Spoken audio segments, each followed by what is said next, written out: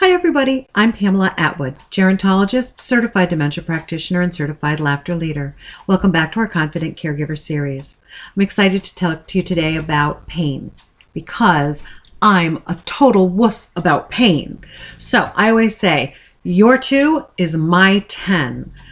Here's what we need to know. People with cognitive impairment have less ability to talk to us about their pain. This is important because the symptoms that they have behaviorally are often the ways that they're trying to communicate pain to us. Let me give you a little bit of background. First of all, I had a great opportunity this week. I was doing some training and working with some personal care attendants, some CNAs, and some homemaker companions.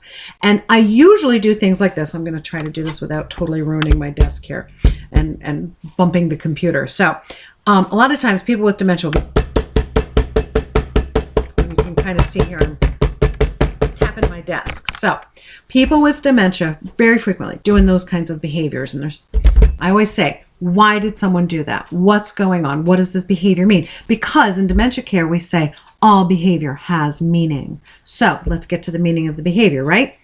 For the first time ever, someone said that could be pain.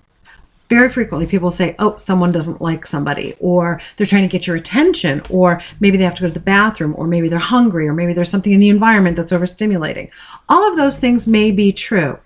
But what we miss a lot, we ascribe this as a negative behavior. And we say that person has some negative behavior. They're agitated. And the staff are very quick, and families are very quick to say that's agitation. What they may not understand is that that person's gnarled knuckles may have arthritic pain. And what they're trying to do is diffuse that pain by banging that table. So I was really excited because this particular staff person was the first one who had ever first offered pain. So we didn't just say agitation. She went right for this could be pain. So good for you, Valerie. It was awesome. You did a great job. The whole class was great. I loved it.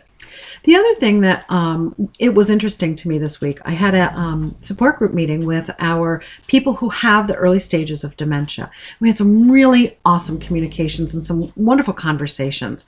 And I'm really excited to be bringing all of this information to you, caregivers, people with cognitive disorders, and for those of us who work in the field who are living with people with dementia in a different way. So one of the conversations that we had was about your identity and whether or not that remains the same. What I loved about the conversation that we had in the support group was that we had such different perspectives. So one individual was upset because someone had said Alzheimer's robs your identity. And she was really concerned about that because she very much felt like herself still. Certainly it had robbed her of her ability to do her job or to drive her car, but that she didn't feel her identity was totally wrapped up in those things. Another person could see where someone might feel that way. So it's important, I think, to have these conversations, and we'll talk more about that in another show. Let's get back to pain. I was very, very fortunate several years ago to do some research with a colleague of mine named Dr. Henry Schneiderman.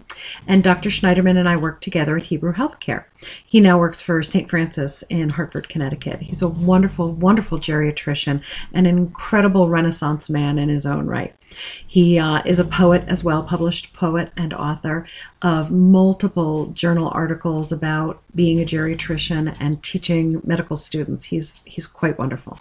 We partnered together to do this great research on pain in our residents with advanced dementia who lived on our dementia special care unit. And what we learned was a couple of things. First of all, we did a lot of literature review. We found an article from 2008 that actually looked at functional MRIs. So these are MRIs that they're doing while someone is doing something. And they did these MRIs on people with dementia. And what they learned was that even though the person was experiencing dementia, they denied being in pain, but the pain centers in their brains lit up on these functional MRIs. That's huge. That tells us that it is possible for people to be experiencing pain, denying that they have it, but may still be feeling it. And when we're talking about people with dementia, that kind of makes sense. Because if you look at some of the other research, they tell us that 85% of community-dwelling older adults have pain, substantial pain, frequently or daily. All of a sudden, when people go into a nursing home and you start looking at the older adults in the nursing home, 40% of them have dementia. Now, none of us really think that people are cured of their pain just by entering a nursing home.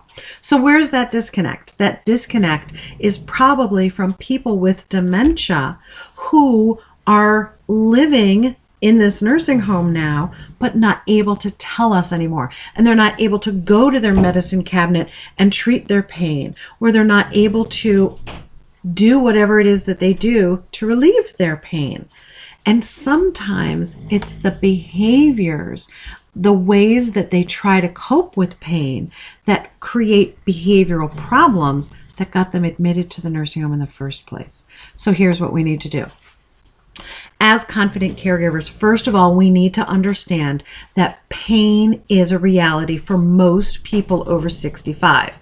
Heck, who are we kidding? Most people over 45 have pain on a daily basis. We can do different things when we're younger to do that. I can go for a walk. I can take a acetaminophen. I can take an ibuprofen. I can do those kinds of things because I'm under 50 and the risks to my stomach aren't as great with the ibuprofen or other non-steroidal anti-inflammatories. In our long-term care facility, we don't use non-steroidal anti-inflammatories on older adults because of the risks of bleeding ulcers and other GI problems. So if we're just using acetaminophen, it may not be enough. And we need to get comfortable with that fact. I can't tell you how many practitioners I've talked to, nurse practitioners, doctors, nurses, PAs, who will look at someone's chart and say, but they're getting Tylenol 3 times a day. And I'm saying, well, apparently it might not be enough. So we need to start looking at some of the behaviors as pain. How do we know whether or not behavior is pain related, though? That becomes the big question. So let me give you a little example.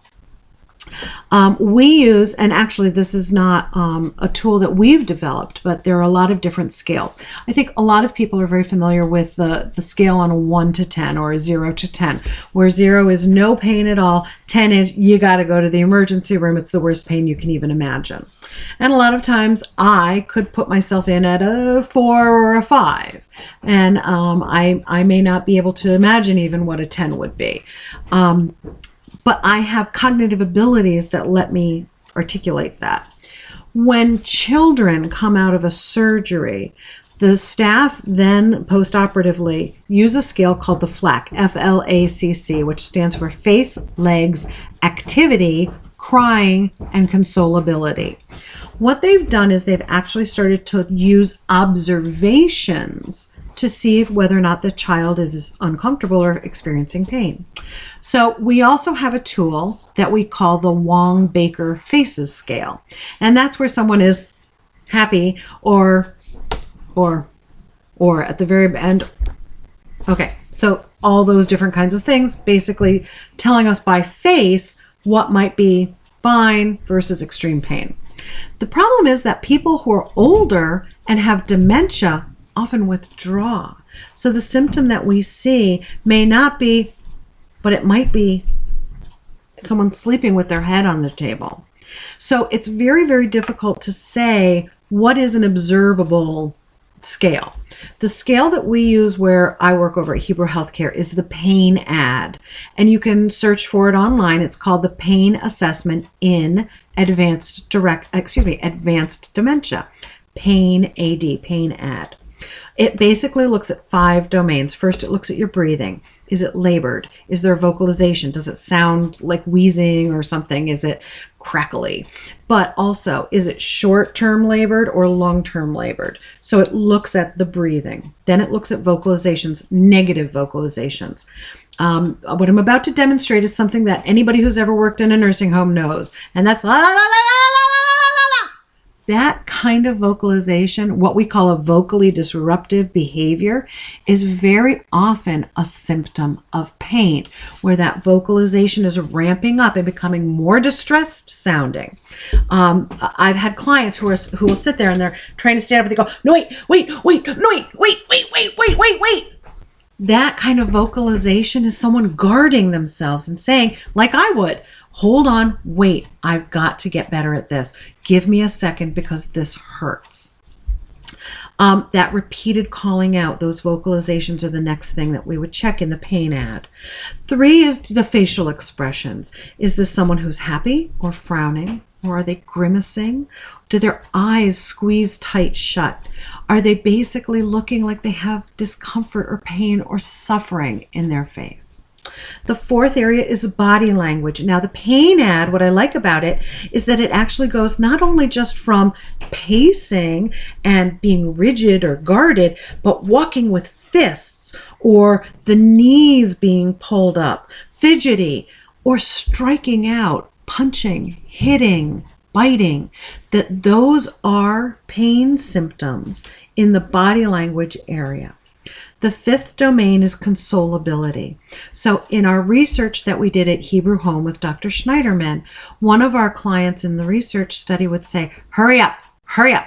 Now, I will tell you that she's an old retired nurse supervisor. So that was probably a very common phrase.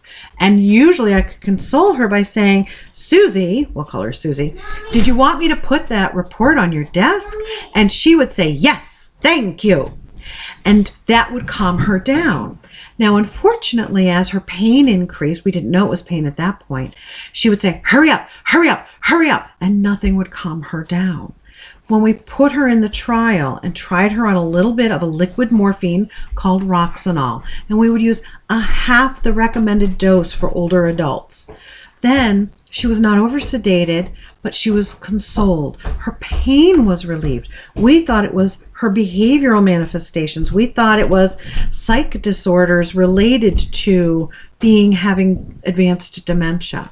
What we've learned in the many, many years that we've been doing dementia care now, we've learned that it's unusual for people with Alzheimer's disease to suddenly, or anybody who's older, to start suddenly developing bipolar disease or schizophrenia. It just doesn't happen.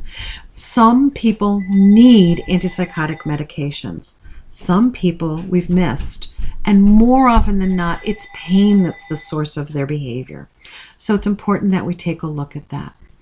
I'm out of time for today. I promised I would get you this information quickly. Just a little bit of information. Think of pain. Think of pain as the source of these behavioral issues and treat the pain, knowing that acetaminophen might not be enough.